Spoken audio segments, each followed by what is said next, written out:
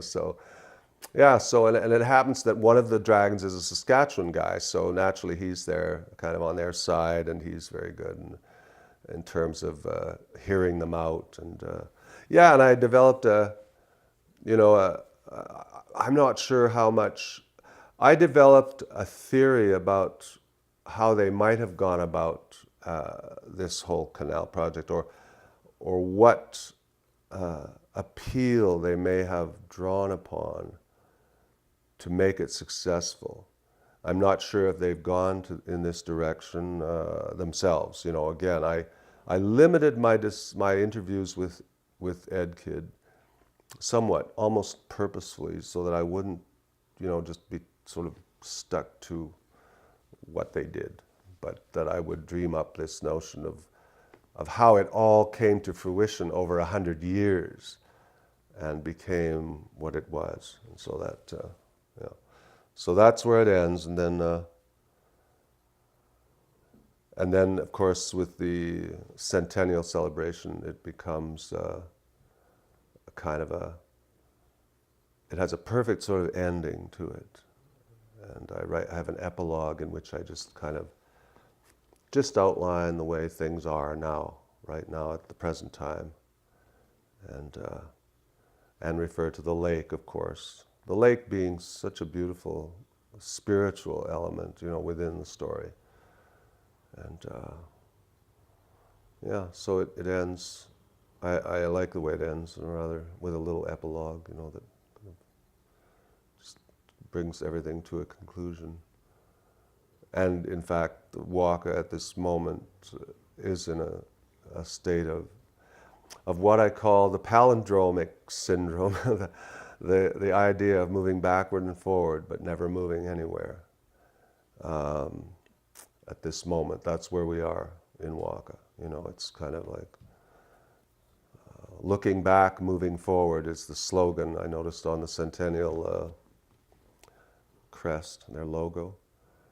And yeah, at the outset, when I have a paragraph at the very beginning of the book, which is in italics and says that Waka is spelled W-A-K-A-W, spelled forward and backward, a town that has ceased to move.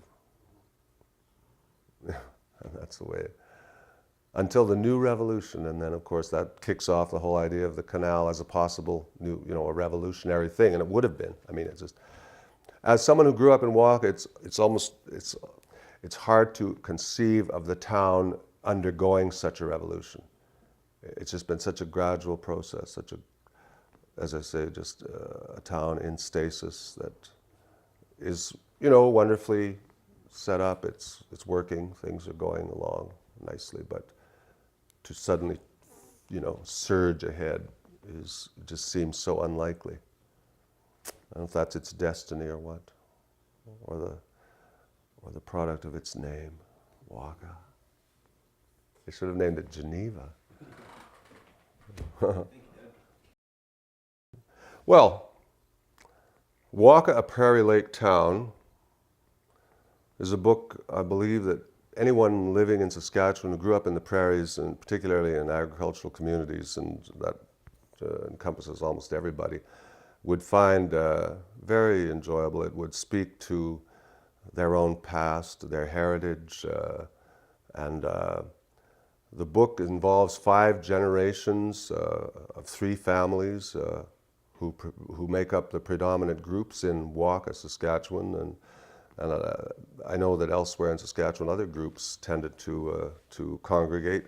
Here we had German, Hungarian, and Ukrainian families. So I've written a book in which these families are fictionalized, but they're creation based on facts that I've done a great deal of research to determine that. And having grown up in Waka, I'm pretty familiar with the way, particularly the people who came to this area originated in the old country. I'm sort of in a position as someone who grew up in the 50s and 60s to have a link with both the past and the future of the town, or at least I'm right in the middle. So I know the people who were the original settlers here. I've met people who actually settled in this part of the world, in the at the beginning of the century. So the book is set in 1900, or at least it starts earlier than that in the old country, but essentially the people who settled Waka were here in 1900. And so I've been able to follow their lives throughout the decades, past the areas, past the time which was my own growing up period, and then on into the future. So this book is essentially a story of people, individuals, families, relationships between men and women, between authority and the working classes. I feature the natives in this country, particularly the residential schools, and Riel and his part in the whole thing. The Catholic Church figures prominently in the story, and all in all, it describes a town that has been influenced by activities throughout the country and throughout the world, and brought into perspective in this microcosm of a small town over 100 years. I've self-published this book. I've had it printed by a firm in Victoria, Island Blue, and it's available through my website, craiglex.com. Lex is my grandson. My name is Craig. And craiglex.com, it's amazing that domain name was available. It's so close to Craig's List. Nevertheless, that's the, if you what do? You click on that, or how do you say that? Enter the URL. Yeah, anyway, if you look up craigslist.com, you'll find out there's some information about the book. The back cover includes quite an extensive and quite an comprehensive explanation of what is in the book. And yeah. So I hope that you'll read it. I know you'll enjoy it, because I know every time I pick it up, I just open it up to a particular page, any page, anywhere in the book, and I begin reading, and I'm completely caught up in it, if I say so myself. And I think it's true. As I've told Tim, it's the evolution of a writer. It's a remarkable thing, that all of the things that come into play and that ultimately bring about a material that is readable and that educates people and delights them as well. Those are the aims of literature, if this is literature. Okay, I don't know. And what now? To do some kind of a radio type of thing? Yeah, so pretend like you're being interviewed for CBC Radio. Okay. Why don't you ask me a question? I need some scaffolding or something. Waka, a prairie lake town.